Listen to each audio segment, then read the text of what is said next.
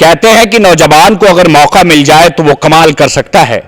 नौजवान राजनीति हो, चाहे क्षेत्र और देश के किसी हिस्से का काम हो, नौजवान जब किसी सफर पर निकलता है तो चीजें खास हो जाती हैं। मेरा नाम देव है। लगातार मैं आपको शख्सियतों से मिलवा रहा हूं और उस शख्सियत के क्रम में आपको लगातार जिला पंचायत के प्रत्याशियों से मेरी टीम रूबरू करा रही है। वार्ड संख्या 30 और लगातार वहां के प्रत्याशियों से मैंने आपको बातचीत कराई और वार्ड संख्या 30 में क्या मुद्दे हैं और जनता के साथ किन मुद्दों के साथ ये प्रत्याशी जा रहे हैं। बातचीत के लिए आज एक फिर हमारे साथ नौजवान हैं, जानेंगे उनका नाम, उनका काम और आखिरकार वार्ड संख्या 30 को उन्होंने क्यों चुना है। बहुत बहुत स्वागत है आपका। बहुत बहुत धन्यवाद देव जी। क्या नाम है आपका? मेरा नाम योगेंद्र कुमार है। योगेंद्र जी, कौन सा गांव है आपका? मेरा गांव तहसील मीरगंज के अंतर्गत एक छोटा सा गांव आता है, पैगा नगरी। चलिए हम राजनीति की बात बाद में करेंगे, पहले थोड़ी सी परिवार के बारे में बात कर लेते हैं। क्या शिक्षा है आपकी योगेंद्र जी? शिक्षा की बात करूं तो मैं इंजीनियरिंग यानी पॉलिटेक्निक किया हुआ हूं। अच्छा। उसके साथ ही साथ राजनीतिक जो स्तर है मेरा, उसी के साथ बीकॉम अच्छा। चल रहा है अभी। क्या लगता है जिस उम्र में आपको पढ़ना चाहिए, आगे बढ़ना चाहिए, इतनी कम उम्र में वार्ड संख्या 30 की सेवा का ख्याल दिल में क्यों आया? वार्ड 30 की सेवा का ख्याल ही नहीं, बल्कि मैं पूरे क्षेत्र और पूरे जिला की सेवा करना चाहता हूं। अच्छा। और अगर मेन मुद्दे की बात करूं जी, तो मेरा जो मुद्दा रहा है, आज बहुत से छात्र ऐसे हैं जो कई समस्याओं को लेकर परेशान रहते हैं। जी। सबसे पहले मैं बात करूं तो इस समय वो चीज़ बहुत खत्म हो चुकी है जिसे कहते हैं छात्र संघ का चुनाव। अच्छा। तो मेरा मेन मुद्दा यह था कि मैं छात्र संघ का चुनाव लड़ूं, छात्रों की समस्या में आऊं। जी। काफी नेता आज जो है बरेली जनपद में ही जी। जो कि छात्र संघ का चुनाव लड़े थे जी। और वो आज उच्च पद पर और उच्च जगह बैठे हुए हैं। चलिए हम दूसरों की बात ना करके आपकी बात करते बिल्कुल। हैं। वार्ड संख्या 30 को आपने अपनी राजनीति की कर्मभूमि क्यों बनाया? क्या लगा कि वार्ड संख्या 30 का चुनाव मेरे लिए अहम है? देखिए, मेरे लिए अहम की बात करूं तो राजनीतिक चुनाव के जैसे अभी जिला पंचायत अभी वर्तमान में भी हैं, उनको भी लगातार 2 वर्ष हो गए चुनाव जीते हुए। उनसे पहले भी काफी लोग रहे हैं। तो सबसे पहले हमारा मुद्दा रहा है, देखिए जनपद कोई भी हो, हर जनपद के और हर तहसील में एक मंडी होती है, नवीन मंडी से कहा जाता है, गल्ला मंडी। तो सबसे पहले तो हमारा ये मुद्दा रहता है कि हमारे जो किसान हैं और जो हमारा वार्ड है वो किसानों से ही जुड़ा हुआ है और मैं भी किसान परिवार से ही आता हूँ। वार्ड संख्या 30 में आपको क्या क्या समस्याएं लोगों ने अभी तक बताई हैं? जैसे कि एक समस्या मैंने आपको बताई कि अभी हमारे नवीन मंडी, इसके बाद छात्र संघ का चुनाव बहुत जरूरी है कि हमारे यहाँ कॉलेजों में नहीं होता है। अच्छा। उसी के साथ ही साथ एक महिला यानी बालिका विद्यालय होना बहुत जरूरी है, क्योंकि काफी दूर दूर से मीरगंज से लगभग 10 से 12 किलोमीटर दूर तक खादर से बहन बेटियां पढ़ने बहुत आती हैं, उनको समस्या होती है। तो मानता हूँ कि विधानसभा में साथ ही साथ मीरगंज में कम से कम 2 बालिका विद्यालय होने चाहिए। वार्ड संख्या 30 में आपने घूमा है, भ्रमण किया है, जनता से मिले हैं, बातचीत की है। बिल्कुल। किस तरीके का समर्थन योगेंद्र जी को मिल रहा है? काफी अच्छा समर्थन रहा है।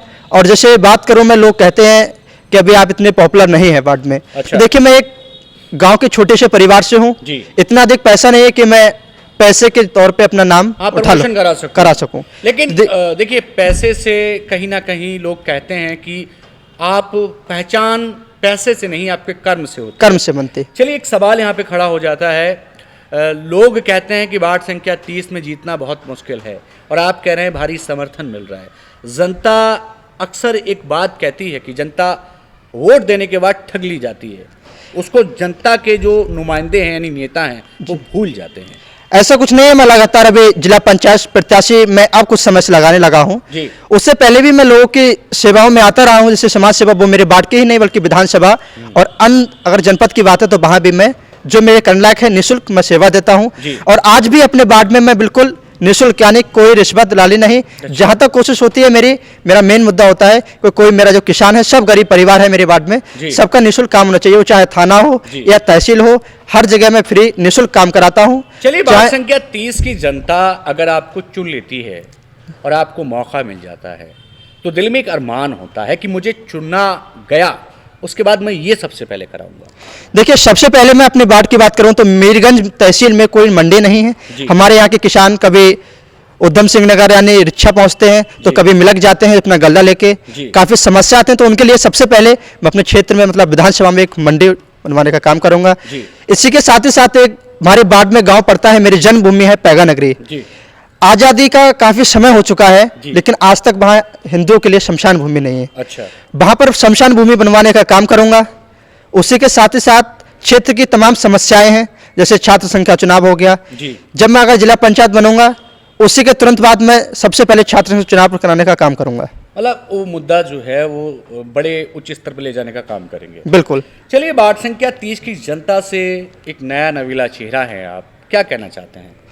देखिए, यही कहना चाहता हूँ, जनता अगर आशीर्वाद मिला और मैं उस जगह पे पहुंचा तो मैं नहीं बल्कि उस जगह वो जनता होगी।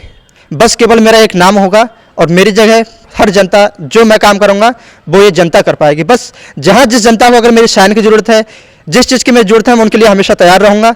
मैं नहीं चाहता हूं कि वो पद यानी जिला पंचायत सदस्य मैं हूं, वो मैं नहीं बल्कि जनता होगी। वार्ड संख्या 30 में क्या आपको लगता है कि सच में विकास नहीं हुआ? नहीं, विकास हुआ है, ऐसे नहीं कि विकास नहीं हुआ, विकास हुआ भी है और कई गांव ऐसे हैं जहां विकास नहीं हुआ है। तो जहां विकास नहीं हुआ है वहां विकास पहुंचाने का काम बिल्कुल। विकास इस तरह होगा जैसे मोदी जी का भी नारा था, सबका साथ सबका विकास। जी। इसी तरह पूरे वार्ड में मैं किसी से पक्षपात नहीं करता, हिंदू हो या मुस्लिम हो, जी। मैं सभी के लिए दिन हो या रात हमेशा तैयार रहता हूँ। इसी तरह मैं सभी का सहयोग करता रहूंगा, जैसे वो लोग उनका सहयोग मुझे मिलेगा, जी। उसी तरह मैं उनका सहयोग हमेशा करता तो हम मान सकते हैं कि जनता आपके साथ खड़ी है? बिल्कुल, मुझे वार्ड पूर्ण संख्या विश्वास है। 30 से जीतने के बाद जनता को भुलाया तो नहीं जाएगा? बिल्कुल, ऐसा बहुत तो जीतने की बात रही पहले भी और आगे भी। मैं उनका बेटा हूँ, सबसे छोटा वार्ड में सबसे कम उम्र का हूँ मैं, जिला पंचायत सदस्य के जो प्रत्याशी हैं।